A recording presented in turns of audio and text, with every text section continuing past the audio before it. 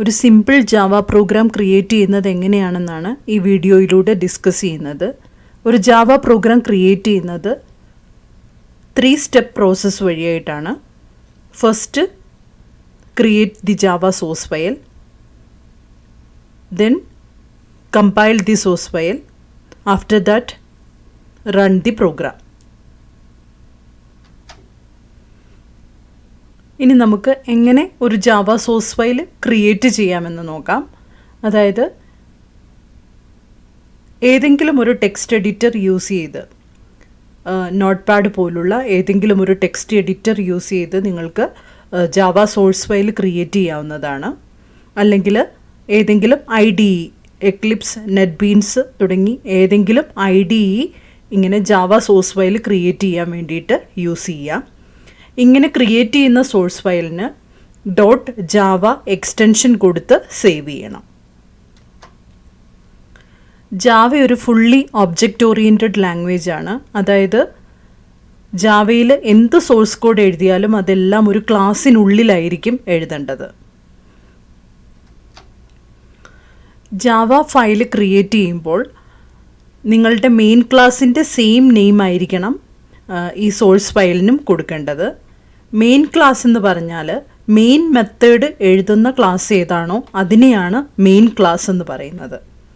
അതായത് ഒരു Java application program അതിൻ്റെ എക്സിക്യൂഷൻ സ്റ്റാർട്ട് ചെയ്യുന്നത് മെയിൻ മെത്തേഡിലാണ്. അപ്പോൾ ഈ മെയിൻ മെത്തേഡ് ഒരു ക്ലാസ്സിനുള്ളിൽ എഴുതിയിരിക്കണം. അതാണ് നിങ്ങളുടെ മെയിൻ ക്ലാസ്. ആ ക്ലാസ്സിൻ്റെ നെയിം തന്നെയായിരിക്കണം ജാവ ഫയലിൻ്റെ നെയിമും. ആ ക്ലാസ്സിൻ്റെ ഫോർ എക്സാമ്പിൾ നിങ്ങളുടെ മെയിൻ ക്ലാസ് ഹലോ വേൾഡ് എന്നാണ് നിങ്ങളുടെ മെയിൻ ക്ലാസ്സിൻ്റെ നെയിമെങ്കിൽ, അതായത് ഹലോ വേൾഡ് എന്ന് പറയുന്ന ക്ലാസ്സിനുള്ളിലാണ് നിങ്ങൾ മെയിൻ മെത്തേഡ് എഴുതിയിരിക്കുന്നതെങ്കിൽ നിങ്ങളുടെ സോഴ്സ് ഫയൽ, നിങ്ങൾ ക്രിയേറ്റ് ചെയ്തിരിക്കുന്ന ജാവ ഫയലിൻ്റെ പേര്, സോഴ്സ് കോഡുള്ള ഫയലിൻ്റെ പേര് ഹലോ വേൾഡ് .java എന്നായിരിക്കണം. ഇനി സോഴ്സ് ഫയൽ നമ്മൾ സേവ് ചെയ്തു, .java എക്സ്റ്റൻഷൻ യൂസ് ചെയ്ത് സേവ് ചെയ്തു. അതിനുശേഷം അടുത്ത സ്റ്റെപ്പാണ് സോഴ്സ് ഫയലിനെ കമ്പൈൽ ചെയ്യണം. സോഴ്സ് ഫയലിനെ കമ്പൈൽ ചെയ്യാൻ വേണ്ടിയിട്ട് നമുക്ക് കമാൻഡ് പ്രോംപ്റ്റ് എടുത്ത് അല്ലെങ്കിൽ കമാൻഡ് വിൻഡോ എടുത്ത് അതിനുള്ളിലാണ് സോഴ്സ് ഫയലിനെ കമ്പൈൽ ചെയ്യേണ്ടത്. കമ്പൈൽ ചെയ്യാൻ വേണ്ടിയിട്ട് നമുക്ക് യൂസ് ചെയ്യേണ്ട കോഡ് JavaC, നിങ്ങളുടെ സോഴ്സ് ഫയലിൻ്റെ നെയിം എന്താണോ അത് .java എന്നുള്ളതാണ് കമ്പൈൽ ചെയ്യാൻ വേണ്ടിയിട്ട് യൂസ് ചെയ്യുന്ന കമാൻഡ്. നമ്മുടെ ജാവ സോഴ്സ് ഫയലിൻ്റെ നെയിം ഹലോ വേൾഡ് .java എന്നാണെങ്കിൽ നമ്മൾ കമ്പൈൽ ചെയ്യേണ്ടത് JavaC ഹലോ വേൾഡ് .java എന്ന കമാൻഡ് യൂസ് ചെയ്തിട്ടായിരിക്കണം. ഇങ്ങനെ കമ്പൈൽ ചെയ്യുമ്പോൾ നമ്മുടെ ഫയലിലുള്ള ഓരോ ക്ലാസ്സിനും കറസ്പോണ്ടിങ് ആയിട്ട് ഓരോ ഡോട്ട് ക്ലാസ് ഫയൽ ക്രിയേറ്റഡ് ആവുന്നു. ഡോട്ട് ക്ലാസ് ഫയൽ എന്ന് പറഞ്ഞു കഴിഞ്ഞാൽ ഈ ഡോട്ട് ക്ലാസ് ഫയലിനുള്ളിൽ ബൈറ്റ് കോഡ്സ് ആണുള്ളത്.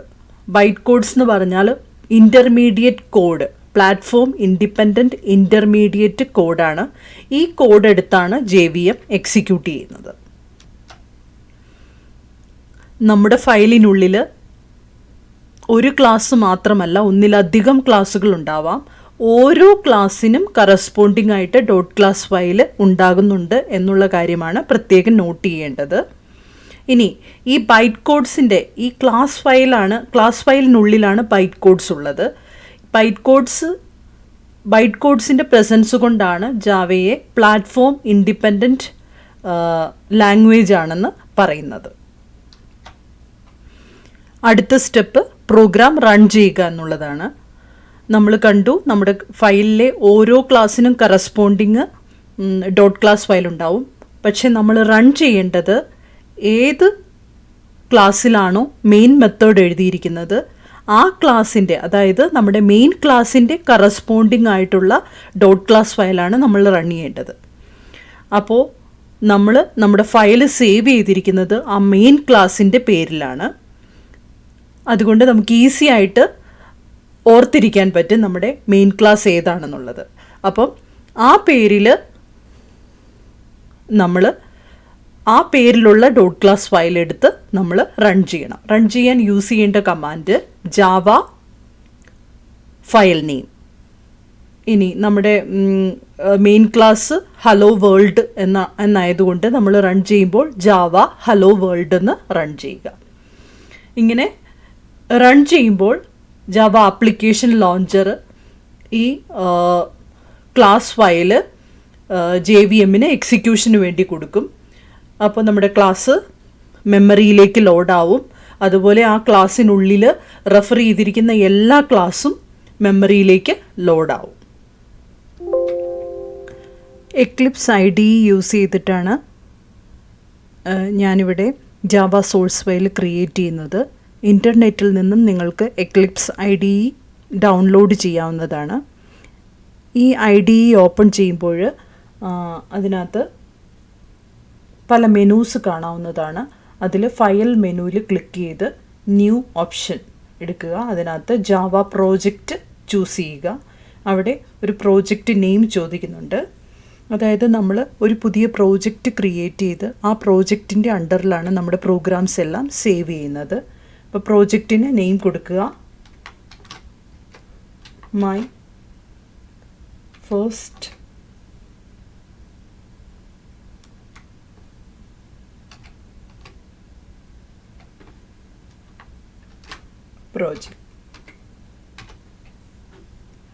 പ്രോജക്റ്റിന് നെയിം കൊടുത്തു. ഫിനിഷ് ബട്ടണിൽ ക്ലിക്ക് ചെയ്യുക. അവിടെ മൊഡ്യൂൾ നെയിം ചോദിക്കുന്നുണ്ട്, അത് ജസ്റ്റ് ഇഗ്നോർ ചെയ്യുക. പ്രോജക്റ്റ് എക്സ്പ്ലോറർ വിൻഡോ ലെഫ്റ്റ് സൈഡിൽ കാണുന്നുണ്ട്. അതിനകത്ത് നമ്മുടെ പ്രോജക്റ്റിൻ്റെ നെയിം കിടക്കുന്നുണ്ട്. മൈ ഫസ്റ്റ് പ്രോജ് എന്ന് കിടക്കുന്നുണ്ട്. അപ്പം അവിടെ റൈറ്റ് മൗസ് ബട്ടൺ ക്ലിക്ക് ചെയ്ത് കഴിഞ്ഞാൽ നിങ്ങൾക്ക് പുതിയ ക്ലാസ് ക്രിയേറ്റ് ചെയ്യാവുന്നതാണ്. നമുക്ക് ജസ്റ്റ് ഒരു മെയിൻ ക്ലാസ് എഴുതി ആ ക്ലാസ്സിനുള്ളിൽ ഒരു മെയിൻ മെത്തേഡ് എഴുതി വളരെ ചെറിയൊരു മെസ്സേജ് പ്രിൻ്റ് ചെയ്യാൻ വേണ്ടിയിട്ടാണ് ഉള്ള ഒരു ചെറിയ പ്രോഗ്രാമാണ് എഴുതുന്നത്. സോ ഒരു ക്ലാസ് ക്രിയേറ്റ് ചെയ്യുക. New class. ഇവിടെ നമ്മളോട് ക്ലാസ്സിൻ്റെ നെയിം ചോദിക്കുന്നുണ്ട്. ക്ലാസ്സിൻ്റെ നെയിം സാമ്പിൾ.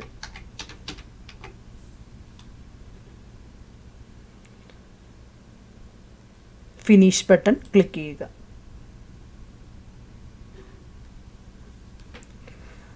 ഇവിടെ നോക്കിയാൽ നമ്മുടെ മൈ ഫസ്റ്റ് പ്രോജ് എന്ന് പറയുന്ന പ്രോജക്റ്റിൻ്റെ അണ്ടറിൽ ഡീഫോൾട്ട് പാക്കേജിലാണ് ഈ ഫയൽ സേവ് ആയിരിക്കുന്നതെന്ന് കാണാം. അതായത് ജാവയിൽ നമ്മൾ പാക്കേജസ് യൂസ് ചെയ്യും. പാക്കേജ് എന്ന് പറഞ്ഞാൽ ഫോൾഡർ പോലെയാണ്. അതായത് ക്ലാസിൻ്റെ കണ്ടെയ്നറാണ് പാക്കേജ് എന്ന് പറയാം. അതായത് ക്ലാസ് സ്റ്റോർ ചെയ്യാൻ വേണ്ടിയിട്ട് യൂസ് ചെയ്യുന്ന ഒരു കണ്ടെയ്നറാണ് പാക്കേജ്. അപ്പം നമുക്ക് സെപ്പറേറ്റ് പാക്കേജസ് ക്രിയേറ്റ് ചെയ്ത് അതിനുള്ളിൽ ക്ലാസ്സുകൾ സ്റ്റോർ ചെയ്യാം. അങ്ങനെ പാക്കേജസ് ക്രിയേറ്റ് ചെയ്തിട്ടില്ല എന്നുണ്ടെങ്കിൽ ജാവ തന്നെ അതിൻ്റെ ഡീഫോൾട്ട് പാക്കേജിലേക്ക് നമ്മൾ ക്രിയേറ്റ് ചെയ്യുന്ന ക്ലാസ്സസ് സ്റ്റോർ ചെയ്യുകയാണ് പതിവ്. അപ്പം പാക്കേജസിനെ കുറിച്ച് ഒരു വീഡിയോ ഉണ്ട്. അപ്പം അത് റെഫർ ചെയ്യുക.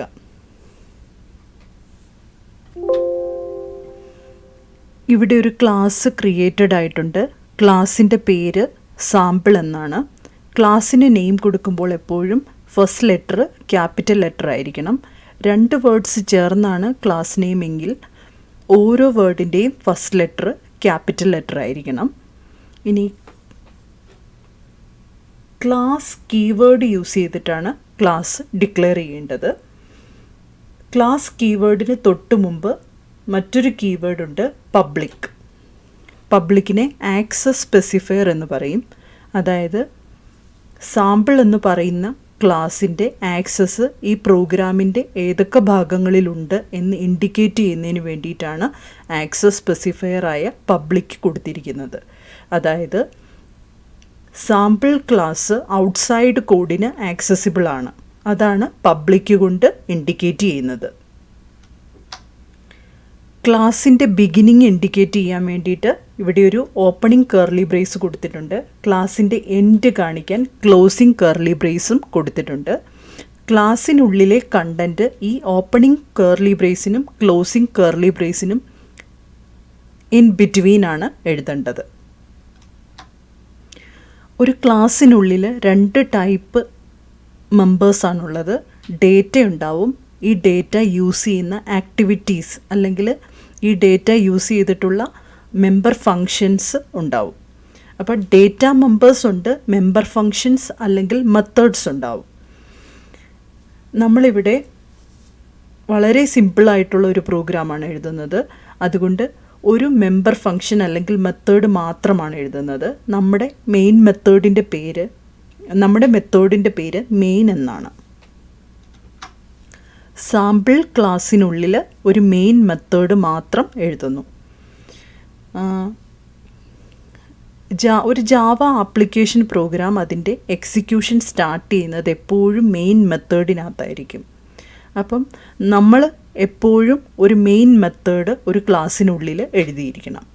ആ ക്ലാസ്സിൻ്റെ മെയിൻ മെത്തേഡിനകത്തായിരിക്കും ഒരു പ്രോഗ്രാമിൻ്റെ എക്സിക്യൂഷൻ സ്റ്റാർട്ട് ചെയ്യുന്നത്.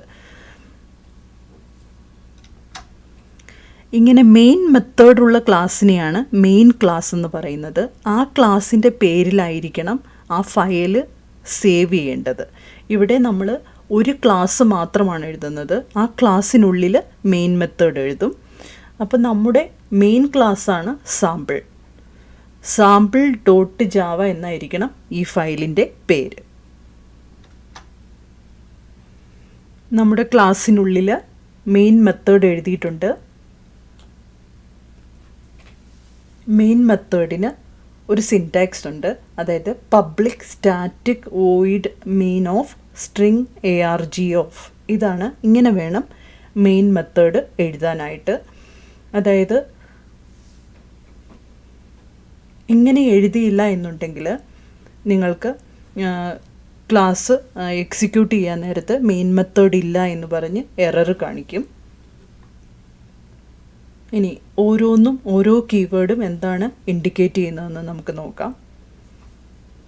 പബ്ലിക് ആക്സസ് സ്പെസിഫയർ ഫസ്റ്റ് കൊടുത്തിരിക്കുന്നത് പബ്ലിക് ആക്സസ് സ്പെസിഫയർ ആണ്. അത് ഇൻഡിക്കേറ്റ് ചെയ്യുന്നത് ഈ മെത്തേഡ് ഔട്ട്സൈഡിൽ നിന്നാണ്, ഔട്ട്സൈഡ് കോഡാണ് ഈ മെത്തേഡിനെ ആക്സസ് ചെയ്യുന്നത്. അതുകൊണ്ട് മെത്തേഡ് പബ്ലിക് ആയിരിക്കണം.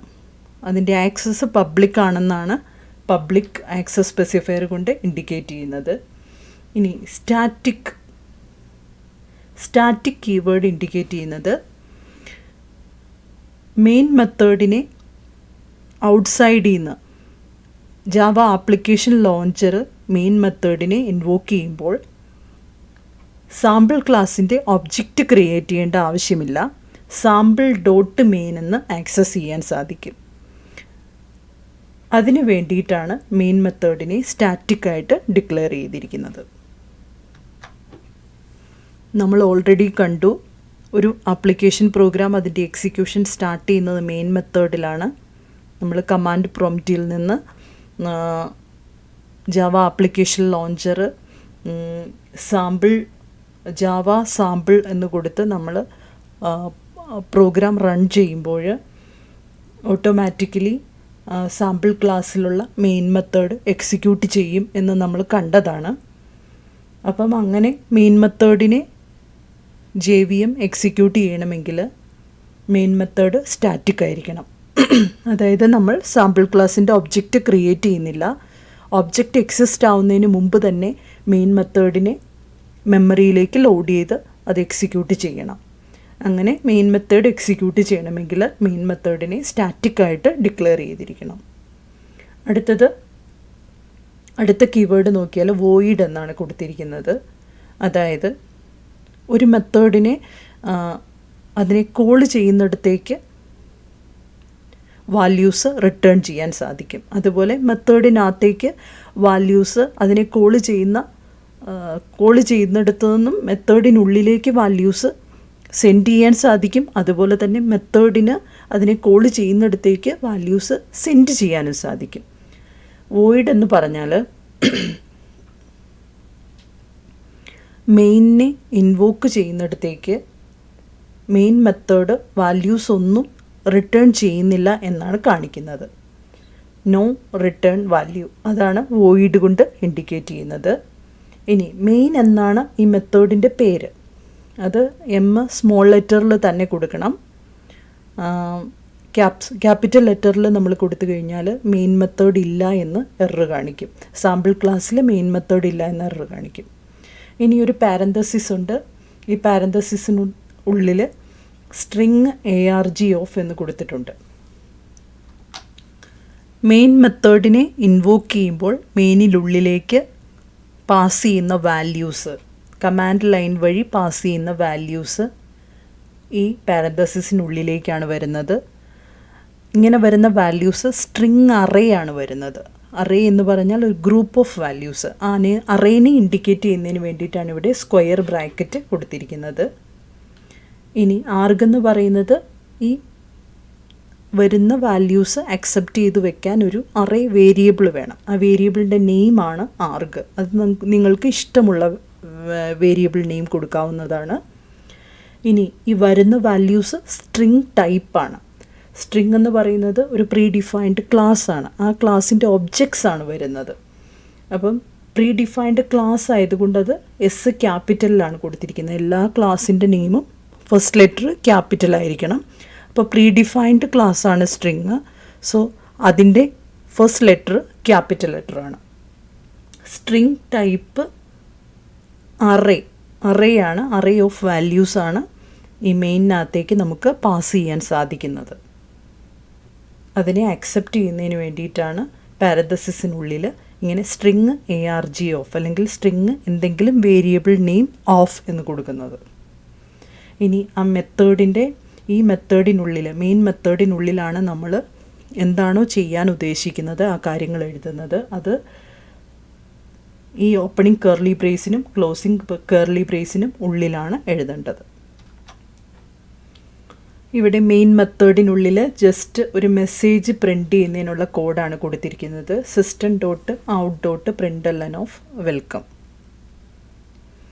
അതായത് പ്രിൻ്റ് ln എന്ന് പറയുന്ന മെത്തേഡ് പ്രിൻ്റ് സ്ട്രീം ക്ലാസ്സിലുള്ള മെത്തേഡാണ്. പ്രിൻ്റ് സ്ട്രീം എന്ന് പറയുന്നത് ഒരു പ്രീ ഡിഫൈൻഡ് ആയിട്ടുള്ള ക്ലാസ്സാണ്. അതിനുള്ളിൽ ബൈ ഡീഫോൾട്ട് എഴുതി വച്ചിരിക്കുന്ന മെത്തേഡ്സ് ഉണ്ട്. പ്രിൻ്റ് ln ആ മെത്തേഡ്സാണ് നമ്മളിവിടെ നമ്മുടെ സ്റ്റാൻഡേർഡ് ഔട്ട്പുട്ട് ഡിവൈസായ മോണിറ്ററിലേക്ക് എന്തെങ്കിലും പ്രിൻ്റ് ചെയ്യണമെങ്കിൽ നമ്മൾ യൂസ് ചെയ്യേണ്ടത് ഈ പ്രിൻ്റ് മെത്തേഡ്സാണ് യൂസ് ചെയ്യേണ്ടത്. അപ്പോൾ ആ മെത്തേഡ്സ് ഉള്ളത് പ്രിൻ്റ് സ്ട്രീം ക്ലാസ്സിലാണ്. അപ്പോൾ പ്രിൻ്റ് സ്ട്രീം ക്ലാസ്സിൻ്റെ ഒബ്ജക്റ്റ് വേണം. ഒബ്ജക്റ്റ് ഡോട്ട് മെത്തേഡ് എന്നാണ് നമ്മൾ കോൾ ചെയ്യേണ്ടത്. അപ്പോൾ പ്രിൻ്റ് സ്ട്രീം ക്ലാസ്സിൻ്റെ ഒബ്ജക്റ്റ് വേണമെങ്കിൽ system.out എന്ന് യൂസ് ചെയ്യണം. സിസ്റ്റം ഇതുപോലെ തന്നെ ഒരു പ്രീ ഡിഫൈൻഡ് ആയിട്ടുള്ള ക്ലാസ്സാണ്. ആ ക്ലാസ്സിലുള്ള ഒരു സ്റ്റാറ്റിക് വേരിയബിളാണ് ഔട്ട്. സ്റ്റാറ്റിക് വേരിയബിളിനെ എങ്ങനെയാണ് ആക്സസ് ചെയ്യേണ്ടതെന്ന് നമുക്കറിയാം. Class name dot variable name. അപ്പോൾ system.out എന്നാണ് കൊടുക്കേണ്ടത്. അപ്പോൾ ഔട്ട് എന്ന് പറയുന്ന സ്റ്റാറ്റിക് വേരിയബിൾ അത് ആക്ച്വലി പ്രിൻ്റ് സ്ട്രീമിൻ്റെ ഒരു ഒബ്ജക്റ്റാണ്. അപ്പോൾ println മെത്തേഡ് ആക്സസ് ചെയ്യണമെങ്കിൽ പ്രിൻ്റ് സ്ട്രീമിൻ്റെ ഒബ്ജക്റ്റ് വേണം. system.out എന്ന് പറയുന്നത് പ്രിൻ്റ് സ്ട്രീമിൻ്റെ ഒരു ഒബ്ജക്റ്റാണ്. സോ system.out.println എന്ന് ആക്സസ് ചെയ്യുക. അപ്പോൾ നമ്മുടെ സ്റ്റാൻഡേർഡ് ഔട്ട്പുട്ട് ഡിവൈസിലേക്ക് LNലേക്ക് പാസ് ചെയ്യുന്ന മെസ്സേജ് എന്താണോ അത് പ്രിൻ്റായി വരും.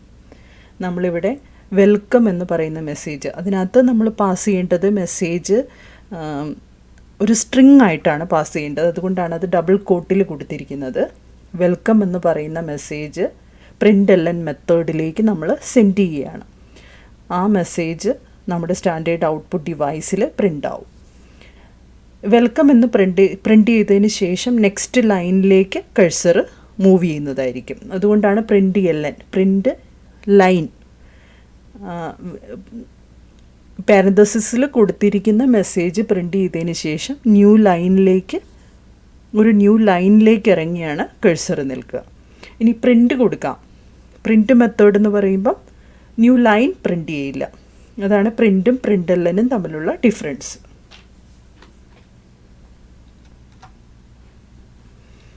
ഇനി നമുക്കിതൊന്ന് എക്സിക്യൂട്ട് ചെയ്ത് നോക്കാം. വെൽക്കം എന്ന് നമുക്ക് പ്രിൻ്റ് ചെയ്ത് കിട്ടിയിരിക്കുകയാണ്. നമുക്ക് system.out.print എങ്ങനെയാണ് വർക്ക് ചെയ്യുന്നതെന്ന് നോക്കാം. അതിന് വേണ്ടിയിട്ട് ഒരു മെസ്സേജ് കൂടെ പ്രിൻ്റ് ചെയ്യാം.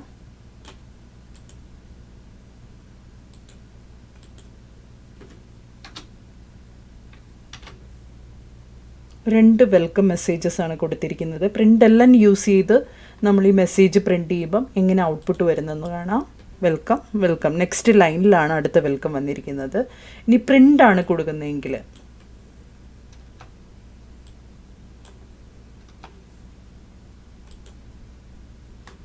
വെൽക്കം വെൽക്കം എന്ന് സെയിം ലൈനിൽ തന്നെ പ്രിൻ്റ് ചെയ്യുന്നു. അതായത് ന്യൂ ലൈൻ പ്രിൻ്റ് ചെയ്യുന്നില്ല. അതാണ് പ്രിൻ്റും പ്രിൻ്റെല്ലനും തമ്മിലുള്ള ഡിഫറൻസ്. അപ്പോൾ ഒരു ക്ലാസ് എഴുതി, ആ ക്ലാസ്സിനുള്ളിൽ മെയിൻ മെത്തേഡ് എഴുതി, മെയിൻ മെത്തേഡിനകത്ത് ജസ്റ്റ് ഒരു മെസ്സേജ് പ്രിൻ്റ് ചെയ്യാൻ കൊടുത്തു. മെയിൻ മെത്തേഡ് എഴുതിയിരിക്കുന്ന ക്ലാസ്സാണ് മെയിൻ ക്ലാസ്. ആ ക്ലാസ്സിൻ്റെ നെയിം തന്നെയായിരിക്കണം ഫയലിന്. എക്ലിപ്സ് ID യൂസ് ചെയ്യുമ്പോൾ നമ്മൾ ടൈപ്പ് ചെയ്യുമ്പോൾ തന്നെ അത് കമ്പൈൽ ചെയ്താണ്, ഓട്ടോമാറ്റിക്കായിട്ട് കമ്പൈൽ ചെയ്താണ് പോകുന്നത്. അതുകൊണ്ട് നമ്മൾ ടൈപ്പ് ചെയ്യുമ്പോൾ എന്തെങ്കിലും എറർ ഉണ്ടെങ്കിൽ അപ്പോൾ തന്നെ അത് കാണിച്ചു തരും എറർ ഉണ്ടെന്ന്. ഇനി റൺ ചെയ്യുന്നതിന് വേണ്ടിയിട്ട് ഇവിടെ മെനു ഉണ്ട്. റൺ മെനുവിൽ റൺ ഓപ്ഷനിൽ ക്ലിക്ക് ചെയ്യാം, അല്ലെങ്കിൽ ഇവിടെ ഷോർട്ട് കട്ട് മെനൂസ് ഉണ്ട് റൺ ചെയ്യാൻ വേണ്ടിയിട്ട്, അതിൽ ക്ലിക്ക് ചെയ്താൽ മതിയാവും.